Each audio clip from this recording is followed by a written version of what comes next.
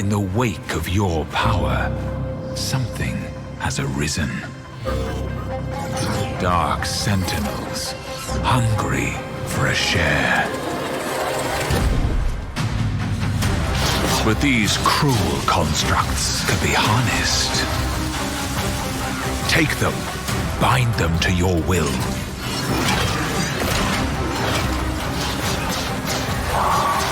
Test and tinker, combine and reconfigure. And together, you will find your fortune.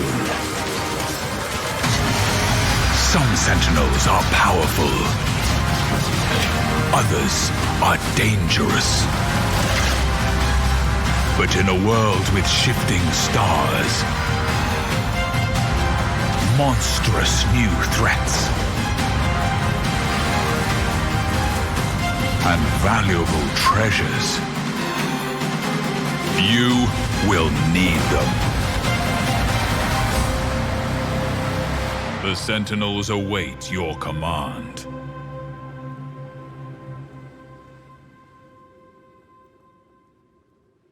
Hello, what's up? Welcome to new video. I just sit down, I got my coffee ready, and today I want to talk about Path of Exile 3.18, the live stream we have seen yesterday and freshly uploaded. I want to give my personal opinion on the specific topics that I have here in the video. This is first one, Sentinel Challenge League. Next one is the Keystones, Pinnacle bosses, etc, etc. Let's get into it. So first of all, I think this reveal 3.18 wasn't very big one with a big, like a boom, like a clash. Hey, this is Path of Exile, our new league, the new content. It was more like relaxing content, I would say. Like, it wasn't really special. It was not boring, but it wasn't even that of a big cinematic intro or whatever. It was pretty simple, which is not bad, which is okay, very transparent. Hey, this is what you are expecting from 3.18. That's it. And that's something that's pretty good. I don't really like when there's a lot of cinematic, really nonsense in the video that no one cares. We just want to see, hey, what's in the game, what is actually in the game, how you approach the league and stuff like this. We don't want any cinematics and stuff like that. We don't need that, I would say, most of the people. So yeah, let's jump into the first topic. Chris Wilson is talking about the Sentinel Challenge League. We see here in the background the video of the Sentinels. If you have not seen it yet, check it out. They explain how Sentinel works. Basically, I've made a video last week and I was saying that these Sentinels are probably something like minions that follow you around and debuff or buff the enemies and look like that, so you get better loot and it's rewarding but a higher risk. I was talking about that and it was very obvious that these Sentinels are doing exactly this. So this is nothing new for me, honestly, because I was really expecting that from the Sentinels and we got that, which is pretty okay for me. How about the Sentinels itself? The idea of the Sentinels are cool. So we can see here, for example, the 3 Sentinels, the possibility of the Sentinels. I don't know the names exactly, Brimstone, Apex or whatever. These are the name from the Sentinels, but they give different buffs, debuffs, whatever. It's a minion that follows you around. I think you can activate it with I don't know if these are the buttons. Here it says 7, 8. Maybe 7 is the button, or 7 or 8 are the remaining Sentinels you have remaining, right? Because the Sentinels are not permanent, and you have to click one button, which is one thing. You have to click more buttons now to activate the Sentinel. So the thing is, okay, it's not permanent Sentinel. It's like something you choose on, depends on your situation you are. If you're at a boss, you drop, I don't know the name of the Sentinel. And if you're not at the boss and you have a lot of minions, you drop another Sentinel, whatever. We'll see how the league mechanic works itself in the game. But the one thing I want to say, the idea is cool, but the other thing is you have to click more buttons. So let's say, for example, you have a very button-intensive game style builds, right? So there are builds that need more buttons to press, and now you have to press even more buttons. I would say 3 more buttons if you want to activate the sentinels. That could be a downside. I don't know if this is really a downside. Maybe it's pretty okay. You click it once and you have like for 1 minute or 2 minutes your sentinel up. I don't know the duration, for example. But extra buttons for playing as a build with many buttons could be challenging. Let's say it like this. If you're playing, for example, like minion builds, it's okay because you have a few more buttons to press, which is totally okay. If you play, example, Righteous Fire, that's totally a little bit of a challenge for you because Righteous Fire is a very complex button pressing build, right? So yeah, Sentinels itself pretty cool. The one thing is what I like the most is that the Sentinels also give you some rewards. Like they don't give you rewards, but they give you a buff or like a debuff, whatever it is, with rewards, right? Because for example, plus 20% more chance of a currency or whatever. This is pretty cool because I like when you can get more loot out of enemies, not just raise the difficulty and you basically get nothing for it. Like this one, chance for empowered enemies to have a currency roll, like 4%. That's pretty cool. Extra currency reward. That's pretty huge, I would say, if you're doing Magic Find, right? So if you're doing Magic Find, that's pretty sick. Yeah, a cool idea. You could talk a lot about these Sentinels, but for me, they are cool. We will see how they are in practical gameplay. I hope it's not like a Arch Nemesis League style that you abandon it after the 2 weeks and you just don't use it anymore. I don't think like that. I think it's probably worth doing Sentinels. Let's say it like this. But yeah, Sentinels, pretty good thing.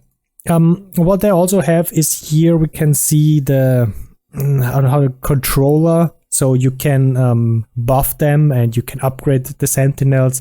Yeah, it's whatever. It's a Sentinel thing. I would say nothing really special. You can see that in detail. Yeah, League mechanic. I think the League mechanic itself is not so cool. I mean, the Sentinels itself, okay, but they are not. I don't know. They are nothing special, I would say. We had some better stuff. The endgame improvement, that's a huge thing for me. That's the biggest thing here in the trailer or the live stream. These are the Keystones. The Atlas passive Keystones or Atlas Keystone passives, they are very good. I really like that. I don't know exactly in detail what are they doing. I don't think we have that yet. But something that's huge is this. You can have here an option to choose what content you don't want to see. For example, your maps have no chance to contain Legion. Someone who doesn't like Legion, who doesn't like Ritual, for example, they have now the option to eliminate or remove that League mechanic, which is sick. I don't like Metamorph, for example, pretty annoying. Let me see. Abyss Breach, Blight encounter, Expedition encounter, Metamorph, yep, Essence, Rogue Exiles. For example, Rogue Exiles, I don't do that. Smuggler's Catch, I don't do that, I ignore that. So this is stuff you can ignore, which is huge, right? You ignore that and you get 2% chance to get another extra content. Sick. That's something huge. What else we have? Let me see. Here we have also Uber content. For example, I think we see here the Cyrus, Uber Cyrus. It's more dangerous. Uber Cyrus, great. We'll see how good the loot really is, if it's worth. And one big thing is this one, Singular Focus. This one is good for Magic Find builds, for basically end game farmer, like everyone is doing that, right? Maps you have found 200% more chance to be favorite map, and non-favorite maps in your maps drop as a basic currency item. I would say for the first thing is maps found 200% more chance to be favorite. Insane. That's good. I love that, because I hate, like, if I'm fully specking out Cemetery map or Burial Chamber map, right? I hate to see other maps. It's just annoying, right? And now you have 200% chance more, and non-favorite maps drop as basic currency. I think this one is a bit of a bait, because as a basic currency item, I think that just be like transmutation or like alteration. I don't think it's really like chaos or exalted orbs, but it can be, right? But I think it's very rare. This one is pretty sick for a lot of people who play Path of Exile endgame and want to farm one specific map. What else we have? Well, let me see. The next one we have here is Stream of Concoctions. Yeah, your map cannot be modified by fragments. That's pretty good. Chris Wilson is also saying that this is for people that don't like to juice the maps, that maybe just all can go. But your maps have 50% more base chance to contain extra content. So that's pretty good. 50% more extra content. For example, you're doing full out Legion and you have a 50% more to get Legion or extra content, right? It's not bad. Anything else? Yeah, they talk a lot about these Keystones from the Atlas passives, and I don't want to go in detail to everyone. I just want to make a quick video about what my opinion is about these Atlas Keystone passives, and they are very good. They are so cool. Look at that. Look at how much stuff you have built in, and now you can spec out everything. That's so good. I really love playing in Path of Exile the content I want to play. So this is a huge upgrade. I don't want to see Legion or something I don't want to play, which is pretty cool. The next topic is the Uber Pinnacle bosses. So the Uber bosses we see here, Cyrus, Maven, etc., etc. So these are the Uber versions, and I think some of them give like 20% more chance of Awakened gem. So I have to say that's pretty huge for people don't want to buy Awakened gems, because I would say they are this league probably cheaper, because now people, if Uber content is really that hard, we'll see how it will be in the trade league for the Awakened gems, if they are more expensive or cheaper. But I think in general they will become more cheaper, because more people are able to play the Uber content, right? So, and that means we see more gems on the market. That means they are cheaper. That's pretty sick. We'll see how it's going to be. And also we have Awakened and Enlighten support. Yeah, that's pretty sick. Awakened. So yeah, we will see how this is. I'm a big fan of the Uber content. For me, I would say Uber content, Cyrus is pretty interesting, Maven is pretty interesting, the other bosses I'm not really doing, right?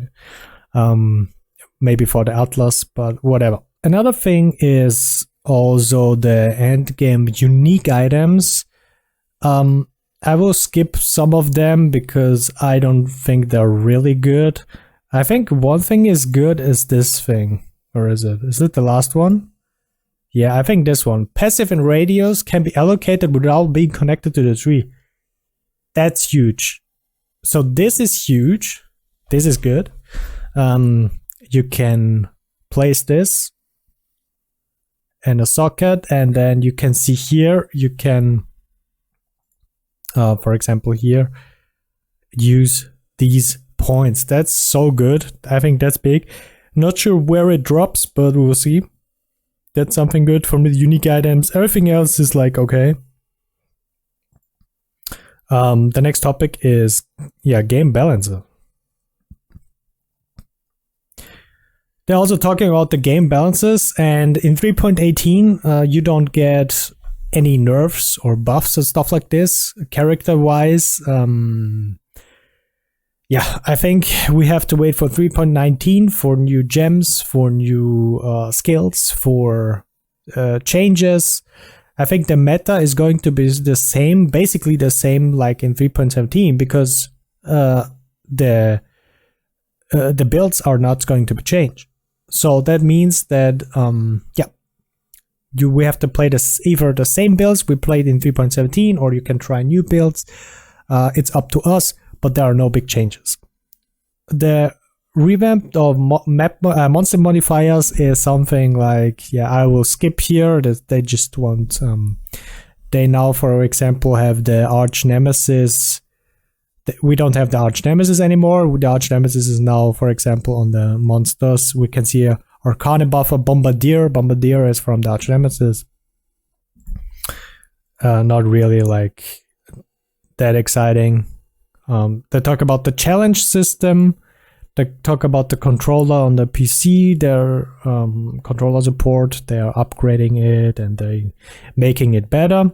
And I think one of the biggest, what I want to see, this is my main, what I like to see the most, the quality of life improvements. Here we have, for example, small stuff. Right, so who can access the portals? Only friends of or guildmates, or only you. The other thing is this one. It's map, and you can choose the map. You don't always have to click the map on the atlas. You can just press it like this.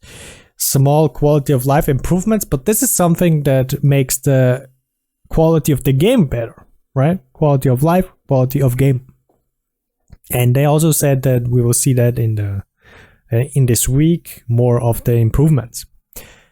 Like if you can see here, the video starting with the Vault Pass. They're now talking about the Vault Pass and the supporter packs. So at the end of the video, they want to make more money, and with the Keurig Vault Pass, they're advertising the Keurig Vault Pass. So we see more and more something like this, and it's okay. Somehow they have to make money, whatever. I don't really like it because, I don't buy that stuff. But that's everyone's own opinion you can have on buying the Vault Pass or not. I don't really like it. I like to support the GGG in, for example, supporter packs or buying I don't know, other stuff, but the Vault Pass is, I don't really like it, honestly, because there is not all the stuff I want is in the Vault Pass, and not everything is cool. Some stuff is it's okay, some stuff is cool. But at the end, it was it. Supporter packs, that was it. The live stream wasn't really that exciting that before, but I just want to talk about it, and I will make a next video. We have a lot of content to do. We have to talking a lot because there will be a lot of changes. Divination cards already dropped yesterday. Pretty cool, very sick. And if you want to see more, just subscribe, give me a like on the video, and I would appreciate to see you in the next video. Have a good one. Bye.